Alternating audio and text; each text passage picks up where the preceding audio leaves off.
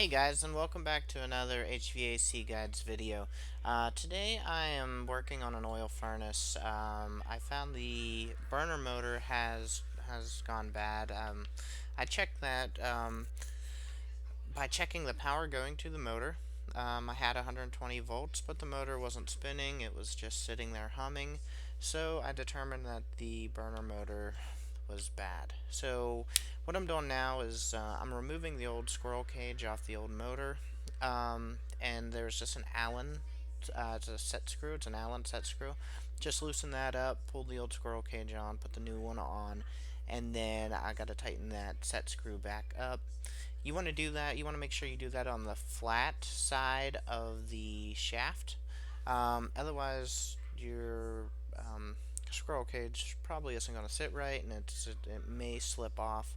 So yeah, when you put those set screws on, just put them on the flat side of the shaft there. Also, you want to make sure that the set screw is nice and tight, and also be careful not to strip it. Um, Here's the furnace that I'm working on. Right now I'm popping open the transformer.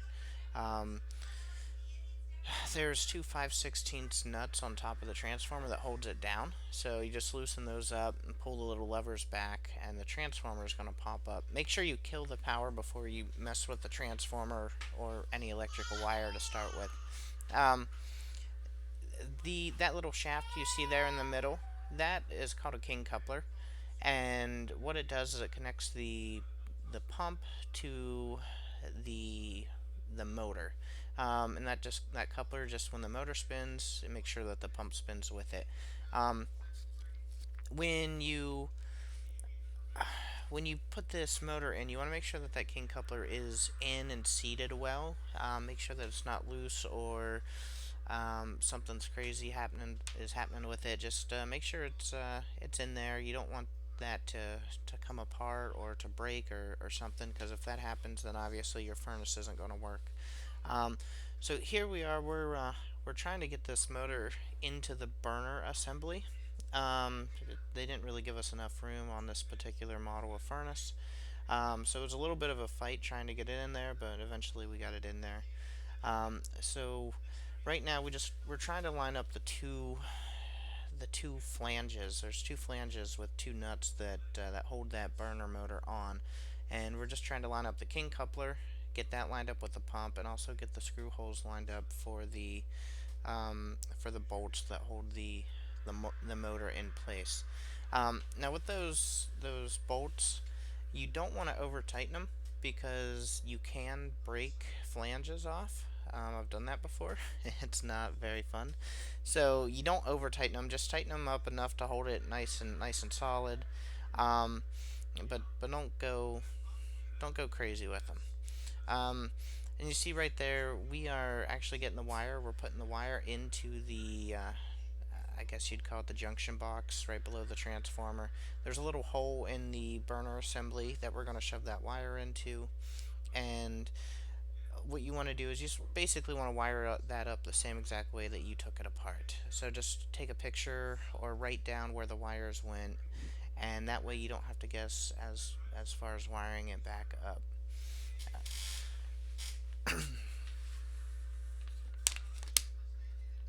Now here I am. I'm just tightening those screws onto that motor. I never tightened them yet, so I'm getting ready to do that now. Um, I'm just using a straight screwdriver, but you can use a ratchet and socket or wrench. Whatever you can fit in there will work good. Just like I said, don't over tighten them. Just get them nice and snug. But don't crank down on them. Now that particular motor, you can see that little red button on it. That is actually a reset button. Sometimes if you're troubleshooting, you can actually just hit that little red reset button, and it might kick the motor on, but then again, it probably tripped for one reason or another. You may have a pump gone out, or the motor might be gone out, causing too many amps for that motor, which would trip that reset button.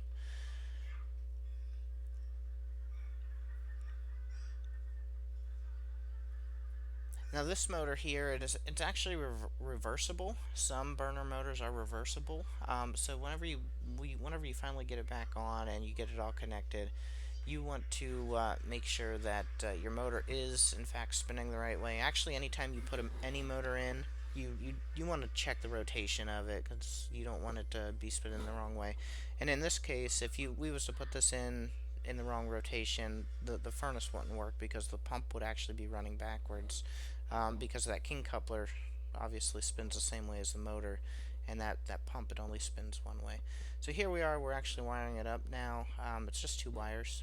You got a hot and a neutral, and we're just wiring it right back up the same way it came apart. There was no issue there. Just normal wiring.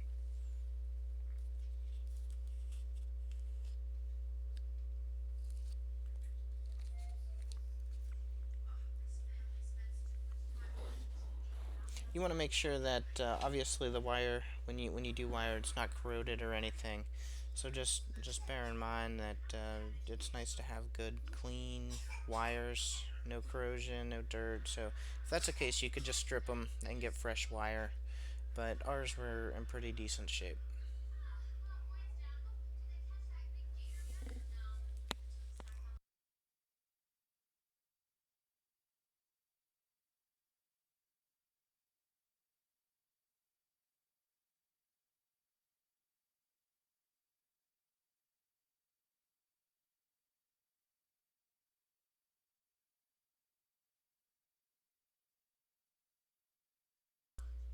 Alright, I got it all wired up. I got it put back together, and I'm getting ready to turn it on, testing it.